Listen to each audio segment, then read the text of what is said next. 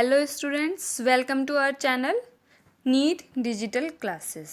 हम कर रहे हैं एनसीईआरटी एग्जाम्पलर प्रॉब्लम्स को सॉल्व, जिसमें आज हम जो चैप्टर ले रहे हैं वो है anatomy of flowering plants. Last video में हमने और भी चैप्टर को कंप्लीट कर रखा है, जैसे कि the living bird, biological classification, plant kingdom, morphology of flowering plants. आज हम देखेंगे एनाटॉमी ऑफ फ्लावरिंग प्लांट्स को। साथ साथ इस चैनल पर हम एक 10,000 प्लस क्वेश्चन सीरीज़ को भी चला रहे हैं, जो कि है आपके नीट एग्जामिनेशन के लिए आपको बहुत हेल्प करेगी। आप अगर एक नीट एस्पिरेंट हैं तो आपका इस चैनल को सब्सक्राइब करना ज़रूर है, क्योंकि वो जो क्वेश्चन सीरीज़ है वो आपको बहुत हेल्प करेगी आपके नीट एग्जामिनेशन के लिए। हम वहाँ पर सभी उसी क्वेश्चन सीरीज में सभी प्रीवियस ईयर क्वेश्चन, सारे एग्ज़ाम वाले क्वेश्चन, सारे एनसीईआरटी बेस्ड क्वेश्चन सभी आपको वहीं पर मिल जाएंगे, जो पॉसिबल है आपके एग्ज़ाम के आने की। जिन क्वेश्चन की पॉसिबिलिटी है आपको सब कुछ उस टेस्ट सीरीज़ में मिल जाएगा। वो हम चैप्टर वाइज चला रहे हैं। वहाँ पर हमने द लिविंग बर्ड्स के क्वेश्चन को देखा, अब हम बायोलॉजिकल क्लासिफिकेशन को कर रहे हैं। तो अगर आप इस चैनल पर नए हैं तो चैनल को सब्सक्राइब कीजिए, इसको दूसरों के साथ शेयर कीजिए। हमारा एक और चैनल है माही बायोलॉजी क्लासेस, जहां हम एनसीईआरटी को कर रहे हैं, तो आप जाकर उस चैनल को भी सब्सक्राइब कर सकते हैं। चलिए फिर आज हम देखते हैं इस चैप्टर के क्वेश्चंस को सॉल्व करते हैं। हमने जो क्वेश्चन सॉल्व किए हैं उनको देखते हैं। चलिए फिर शुरू करते हैं आज का वीडियो। देखिए फर्स्ट क्वेश्चन देखते हैं हम।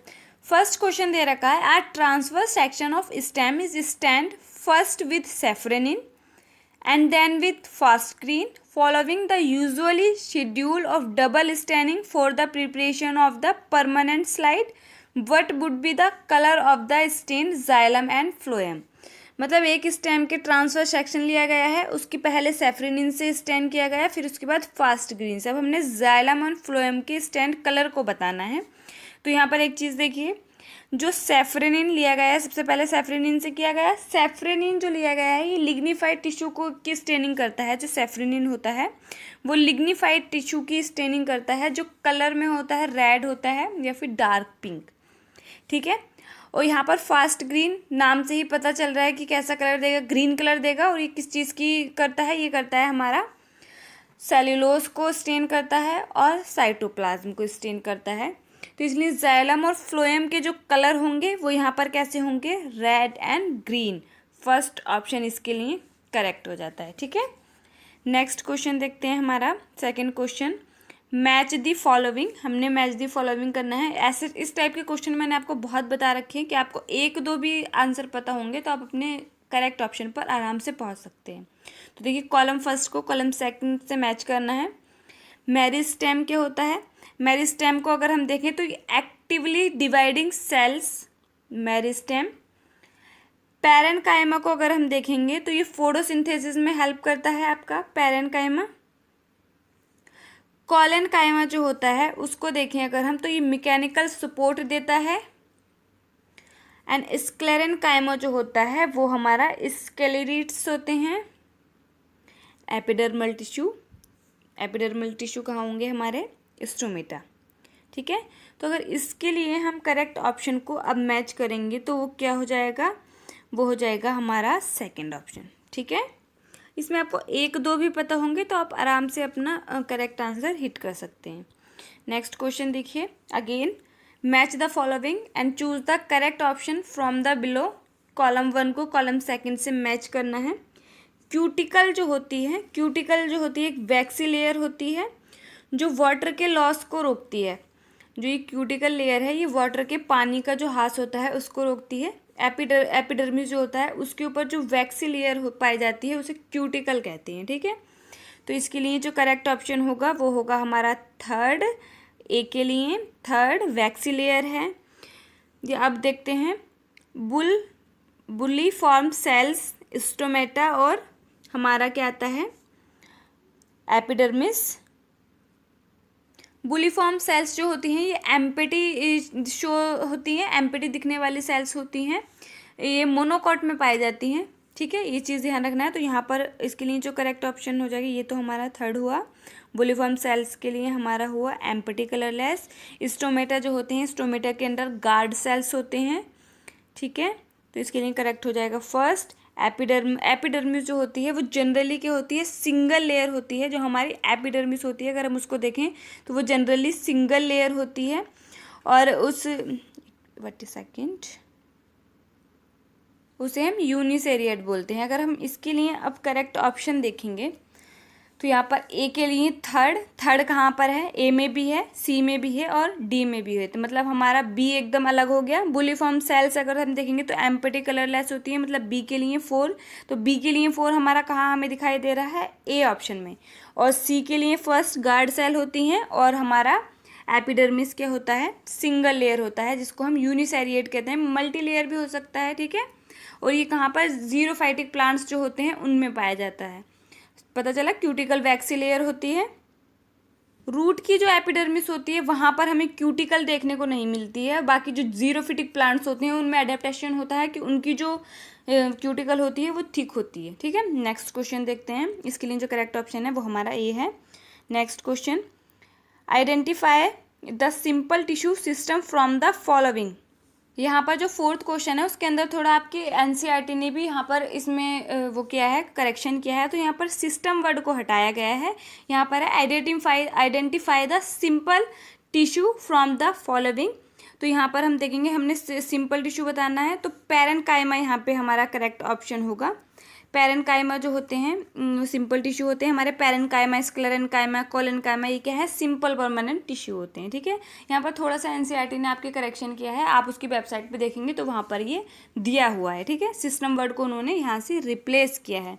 नेक्स्ट देखते हैं, cell of this tissue are living and show angular wall thickening, wait a minute, they also provide mechanical support the tissue is. देखिए, मैकेनिकल सपोर्ट, एंगुलर थिकनिंग, यहाँ पर आपको वर्ड दे रखे हैं। तो मैकेनिकल सपोर्ट जो होता है मतलब उसका मतलब उसको मजबूती देना।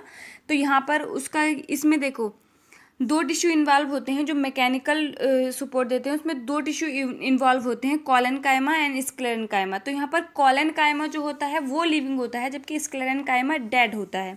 तो यहाँ पर लिविंग बोला गया है। Cells of this tissue are living and show angular wall thickening, they also provide mechanical support. तो मैकेनिकल सपोर्ट में 2 टिश्यू इन्वॉल्व होते हैं, कोलेन्काइमा, स्क्लेरेन्काइमा।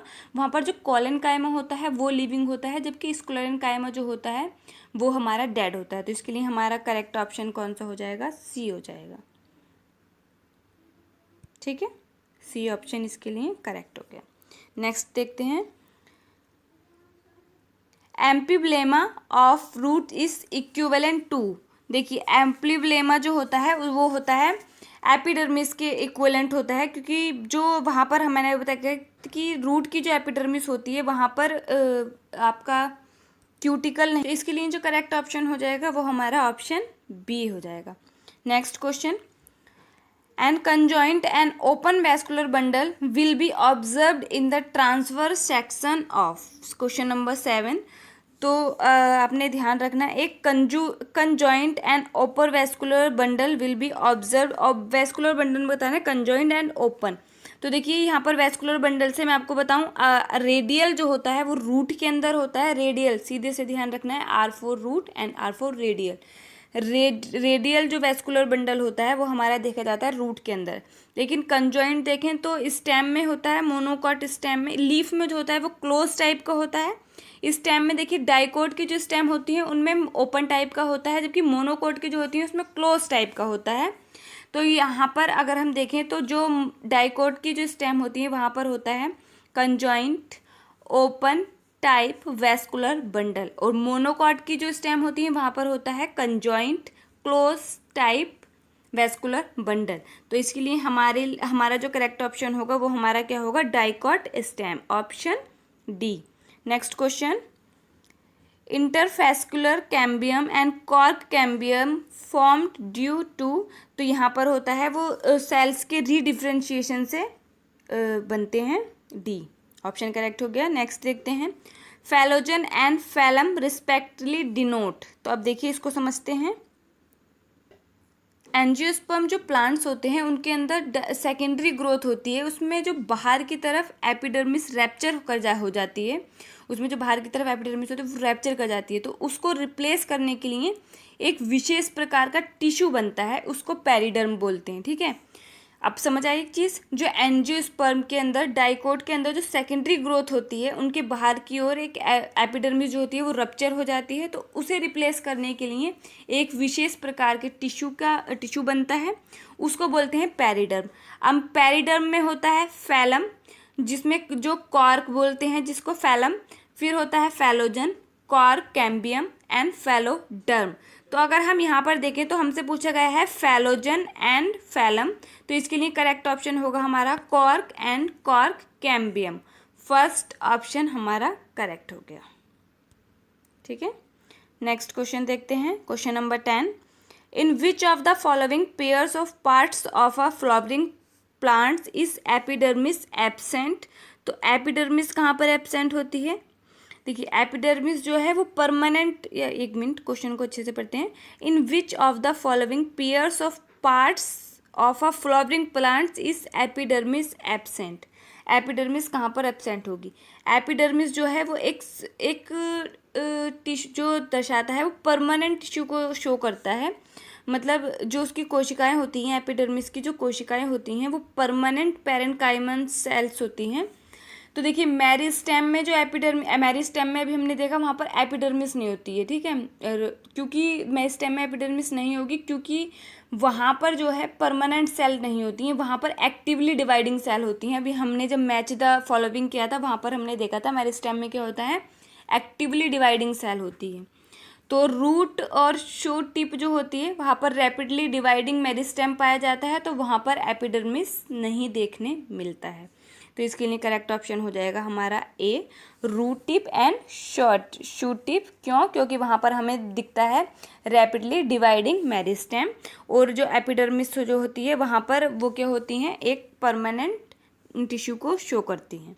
नेक्स्ट देखते हैं, how many shoot apical meristem are likely to be present in a twig of a plants possessing 4 branches and 26 leave. Branches को देखना है हमें, यहाँ पर सिर्फ सीधे ब्रांचेस की बात करनी है। देखिए एक मेन ब्रांच होगी और फिर उसमें भी 4 आपको ब्रांचेस बताई गई हैं, तो मेन ब्रांच पर भी होगी और फिर चारों पिक के लिए भी। तो इसके लिए जो करेक्ट ऑप्शन होगा वो हमारा सी हो जाएगा 5। नेक्स्ट क्वेश्चन देखते हैं, a piece of wood having no vessels must belong to. No vessels अगर हम देखें तो हम देखेंगे कि जो जिम्नोस्पर्म होते हैं उनके अंदर हमको जाइलम के अंदर हमको जाइलम वेसल्स, और फ्लोएम जो होते हैं उनके अंदर सीप ट्यूब सेल्स और कंपेनियन सेल्स जो होती हैं वो जिम्नोस्पर्म में हमें देखने को नहीं मिलती हैं। तो यहाँ पर एग्जांपल आप देखिए कि जिम्नोस्पर्म का एग्जांपल क्या दे रखा है, पाइन। तो इसके लिए करेक्ट ऑप्शन हमारा सी हो गया। 13 देखते हैं, a plant tissue when stain show करता है the presence of hemicellulose and pectin in cell wall of its cells, the tissue represent. तो ये रिप्रेजेंट करेगा कॉलन काइमा को। फर्स्ट ऑप्शन इसके लिए करेक्ट हो जाएगा। नेक्स्ट क्वेश्चन देखते हैं, in conifers fibres are likely to absent in. तो कॉनिफर्स में हम देखें मतलब पाइनस वगैरह जो होते हैं उनमें हम देखें तो पाइनस की लीव्स में भी फाइबर्स पाए जाते हैं। तो इसके लिए जो करेक्ट ऑप्शन होगा वो हमारा होगा सेकेंडरी जाइलम। इसके लिए हमारा सेकंड ऑप्शन करेक्ट हो जाएगा। नेक्स्ट देखते हैं, when we peel the skin of potato tuber we remove. जब हम जो पोटैटो होता है, आलू जो होता है, उसको जो छिक्कल उतारते हैं, छीलते हैं उसको अच्छे से, पील ऑफ करते हैं उसको, तो आप सीधे से कुछ बच्चे यहाँ पर गलती कर देते हैं सब कि हमने एपिडर्मिस को रिमूव किया है। तो ध्यान रखना है वो हम रिमूव करते हैं एक्चुअली पेरिडर्म को। ठीक है, when we peel the skin of a potato tuber we remove periderm. ठीक है, इसके लिए जो करेक्ट ऑप्शन होगा वो हमारा फर्स्ट होगा। नेक्स्ट देखते हैं, a vesselless piece of stem possessing prominent sieve tube would belong to. तो अब यहाँ पर देखिए मतलब अगर देखें हम देखें कि वेसल वेसल लेस, तो वो हमने कहाँ पे देखा कि जो फ्लो जाइलम में होता है, जिम्नोस्पर्म के जाइलम में जाइलम वेसल्स नहीं होते। लेकिन आपको यहाँ पर दे रखा है कि लेकिन वहाँ पर सीप ट्यूब्स हैं, बट हमने देखा था कि जाइलम में फ्लोएम के अंदर सीप ट्यूब्स भी नहीं होती। तो यहाँ पर आप देखें एक एंजियोस्पर्म की कुछ फैमिली हैं, उनके अंदर जो होता है वहाँ पर जाइलम में वेसल्स नहीं होते हैं, जबकि वहाँ पर सीप ट्यूब्स होते हैं। तो उन फैमिली को आप अच्छे से ध्यान रखना। उनमें एक यहाँ पर आपका आता है ट्रोकोडेंड्रॉन, दूसरा है टेट्रा सेंट्रेसी विंट्रेसी। ये आपको नाम ध्यान रखने हैं। ऐसा क्वेश्चन, अच्छा क्वेश्चन है, पूछा जा सकता है आपके एग्जाम में, इंपॉर्टेंट क्वेश्चन है, क्योंकि हमने एक सीधे से पढ़ा होता है। हम देखते हैं कि कुछ जिम्नोस्पर्म जो होते हैं उनकी भी फैमिली होती है।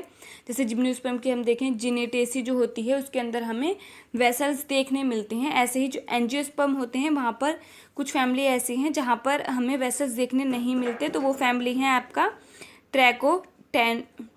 ट्रोकोडेंड्रॉन, आपका है फिर टेट्रा सेंट्रेसी विंट्रेसी। ठीक है, इसके लिए जो करेक्ट ऑप्शन होगा वो हमारा डी हो जाएगा। नेक्स्ट क्वेश्चन देखते हैं। Which of the following cells type always divides by anticlinal cells division. तो देखिए एंटीक्लिनल सेल्स डिवीजन का मतलब जो एरिया बढ़ता है, जैसे जिस डिवीजन में एरिया बढ़ेगा, और जबकि पॉलीडिनल जो होता है उसमें वॉल्यूम बढ़ेगा।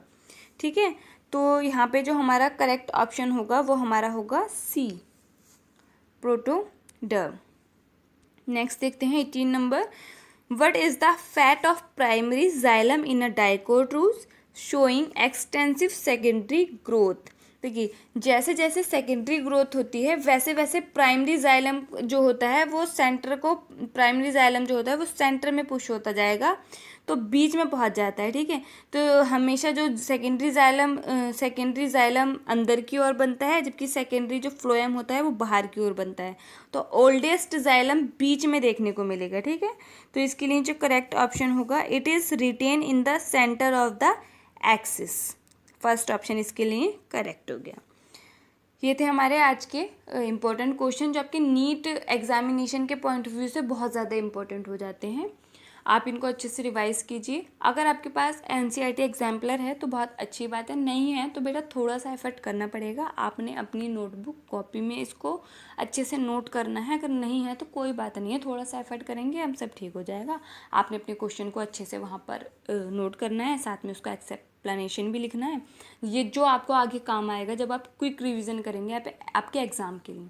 ठीक है, सब पढ़ते हैं, पढ़ना ज़रूरी होता है किसी भी एग्ज़ाम को क्रैक करने के लिए। कोई भी आपको शॉर्ट ट्रिक नहीं बता सकता कि ऐसा कर लो शॉर्ट ट्रिक, सिर्फ स्मार्ट वर्क करना आपको बता सकता है। तो टीचर के इंस्ट्रक्शन को फॉलो कीजिए, आपको सफलता ज़रूर मिलेगी। चलिए फिर मिलते हैं हमारे नेक्स्ट वीडियो में, तब तक के लिए पढ़ते रहिए। Thank you.